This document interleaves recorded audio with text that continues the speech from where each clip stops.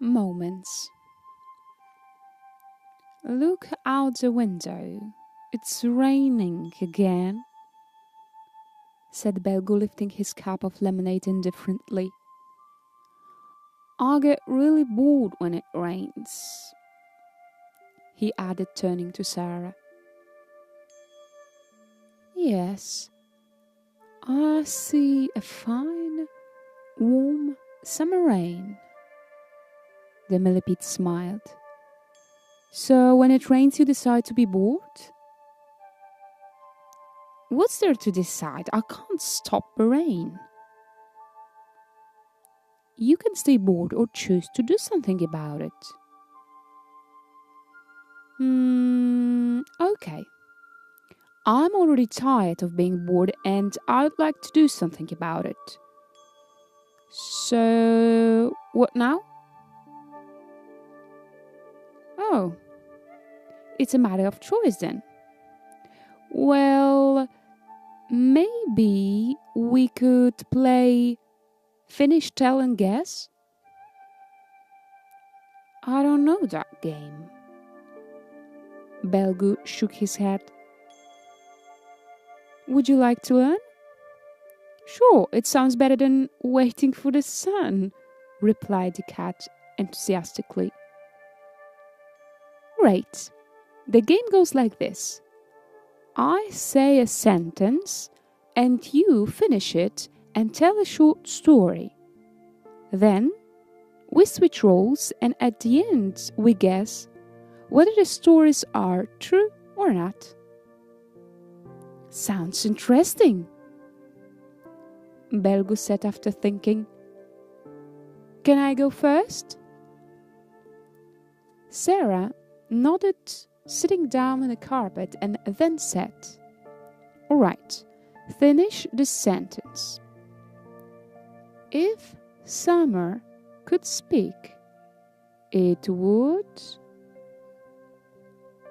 The cat started looking around, glanced out the window, sat next to Sarah and began to tell his story. If summer could speak, it would tell about summer storms that bring relief on hot days and fill the air with a fresh scent of rain. Just like the day when my mom and I went searching for a tiny treasure chest buried in the Bieszczady forest, under an old oak tree. We took a flashlight, water, 2 little shovels, and a map that Grandpa had given Mum. Mum also had a compass to keep from getting lost in the forest.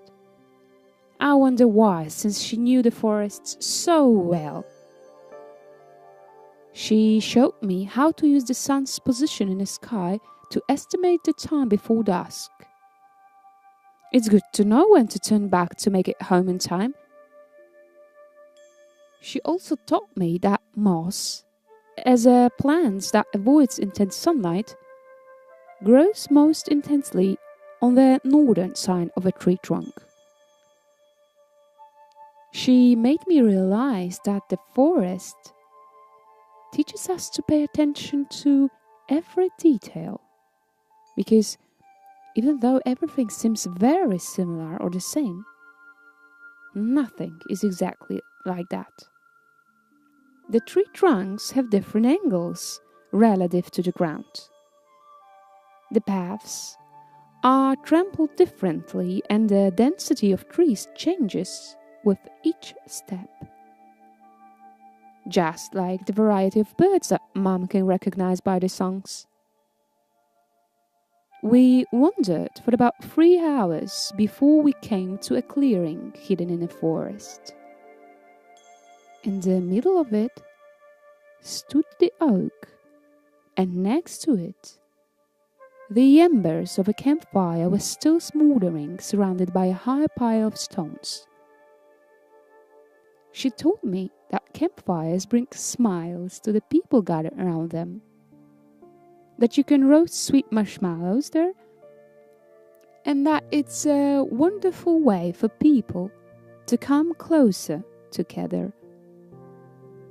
Mum was so surprised to see the campfire that she forgot to take out the map with the clear directions to the chest. She looked around for a long time, grabbed a shovel and quickly started digging where the oak stood. She asked me to help her find it. Sarah's eyes grew wider and wider with amazement, and when Belgu stopped talking, she almost resented.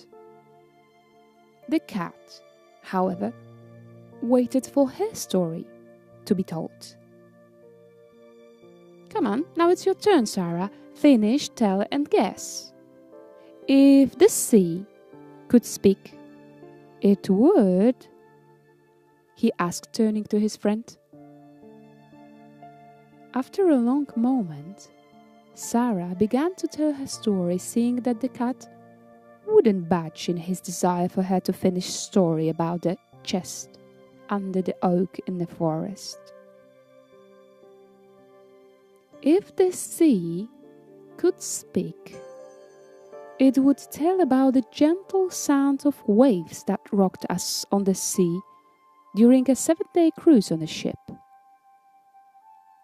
We went on that trip with Bella.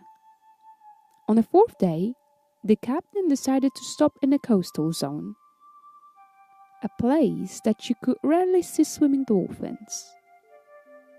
The captain said that dolphins choose clean places guided by the good intentions of people, so if we have any good wishes, this is the right place to say them, quietly, in face of the water. He told us how his close friend supposedly regained his health while immersing in his water. That's when I made my wish, and Bella made hers. The captain took the steering wheel, and a moment later, right in front of a ship's bow, a beautiful family of dolphins emerged from the water. And it is this sight, dolphins bathed in sunlight, that I often remember on days like today. And she closed her eyes for a moment to recall her wish. Sarah, I don't know if your story is true or not, but I want to hear more.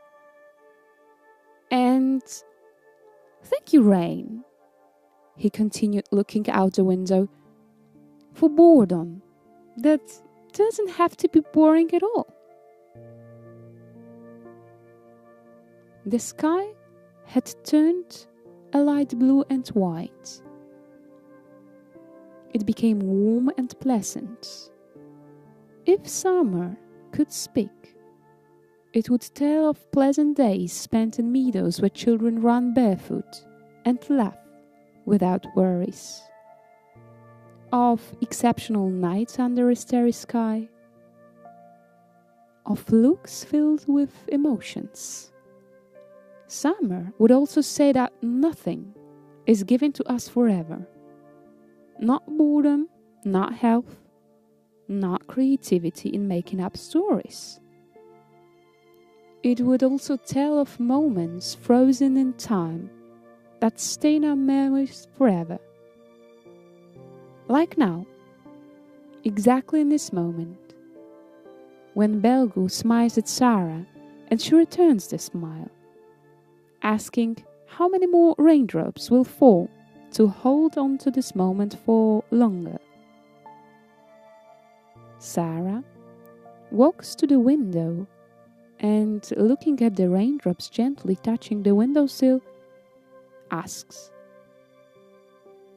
Belgu, maybe we could play a game of counting raindrops now. Delighted with the idea, Belgu starts counting. 1 drop, 2 drops, 3 of them, 4, 5, 6 drops, 7, 8, 9, 10, 11 drops, 12, 13, 14 of them, 15 drops, 16,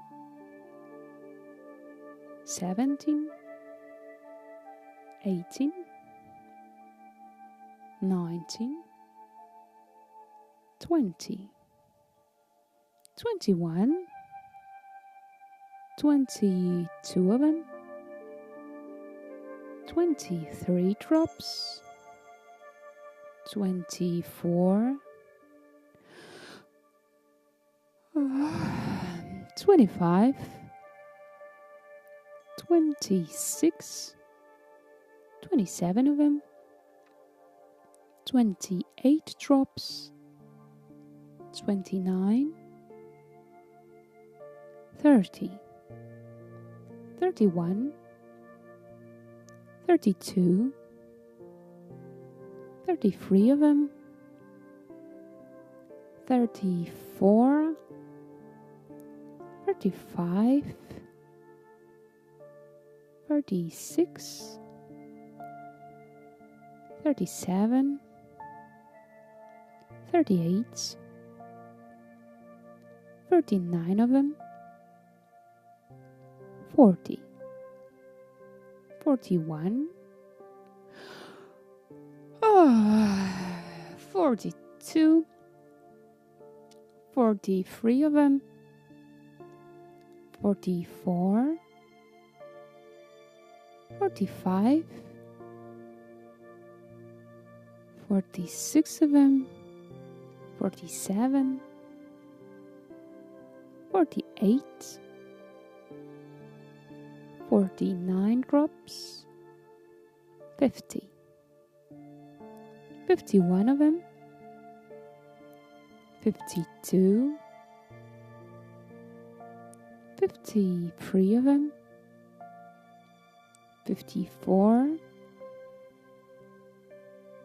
55, 56 drops, 57, 58,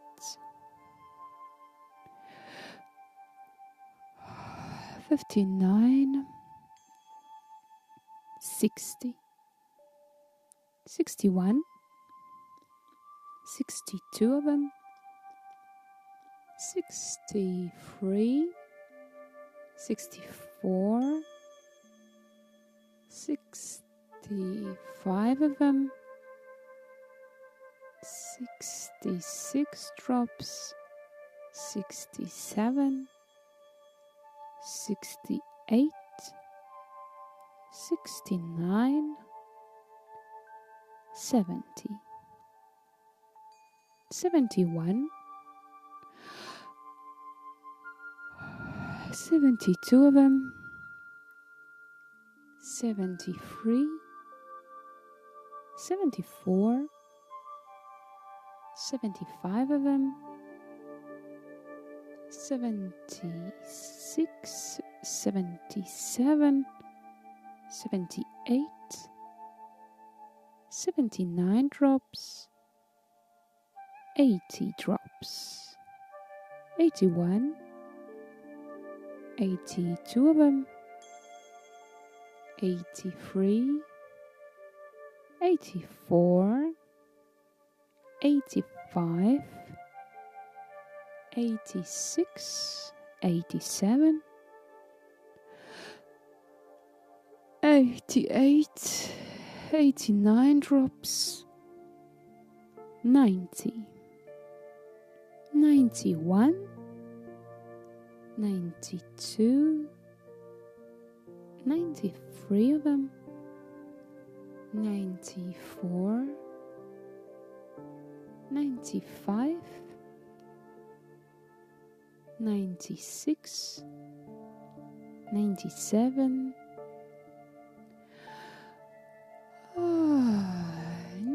98, 99,